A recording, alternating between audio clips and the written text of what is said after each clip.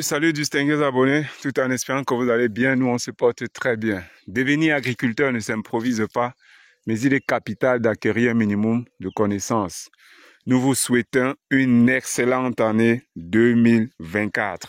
Une excellente année, on vous souhaite beaucoup de réussite dans vos différents projets.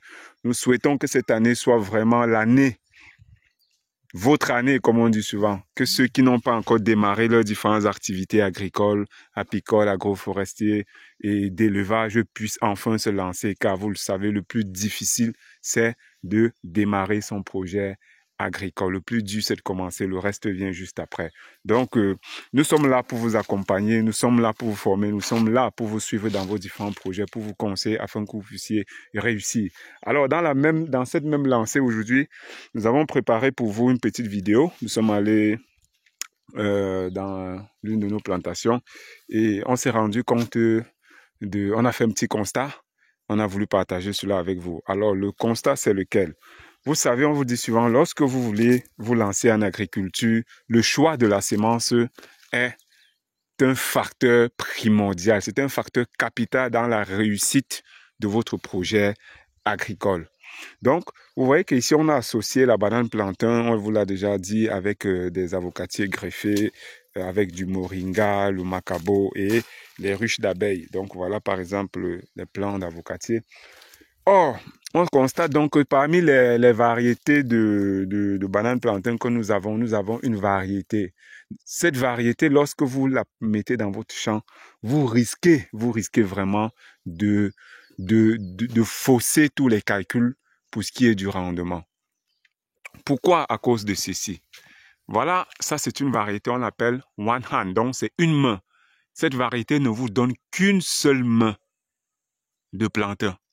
Vous imaginez, si vous faites vos prévisions, vous vous attendez à des régimes qui vont vous faire une dizaine de mains et à la fin vous retrouvez avec ça. Ceci c'est pourquoi, parce que j'avais fait confiance à un jeune homme, un de mes étudiants qui m'a rassuré que son oncle a une bananeraie. J'ai pris des rejetons comme ceci et je suis allé faire la multiplication par la méthode PIF. J'étais pas assez disponible pour aller moi-même vérifier en champ. J'ai fait confiance à cet étudiant qui était l'un de mes stagiaires à cette époque-là.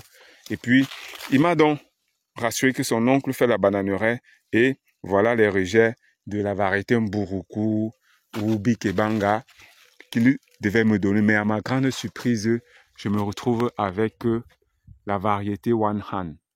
Donc, cette variété-ci ne vous donne qu'une seule main de plantain. Une seule main, pas plus, pas deux, une seule main. Donc, imaginez-vous, vous avez fait vos prévisions.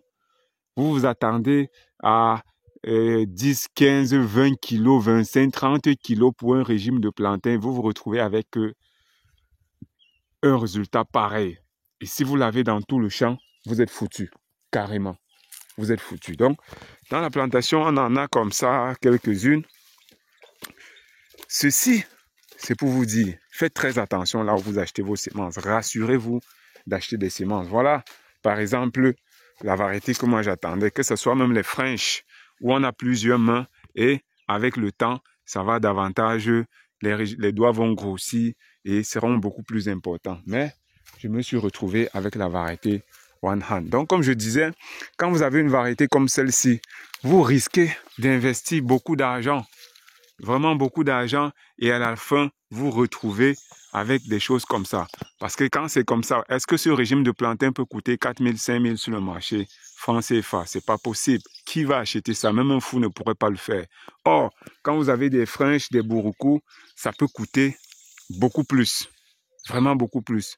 Donc, si vous avez des plans comme ça dans vos plantations, vous n'allez pas faire un retour sur investissement et avoir des bénéfices tels que vous le pensez. Parce que vous n'avez pas pris la peine de vérifier la semence que vous mettez dans votre champ. Donc, mes chers amis, ne faites pas les mêmes erreurs. Nous, on vous montre ça pour que vous puissiez veiller au grain. Veillez vraiment à vous rassurer de la qualité, du type de semence, de l'acte de naissance de la plante que vous mettez chez vous ou de la carte d'identité de la plante que vous mettez dans vos différentes plantations. Et parce que vous avez fait des prévisions financières, il faudrait qu'à la fin, vous puissiez être heureux des résultats de votre plantation, de ne pas être déçu par certaines semences ou par le rendement de certains plants. Donc, c'était ça la petite vidéo qu'on voulait partager avec vous.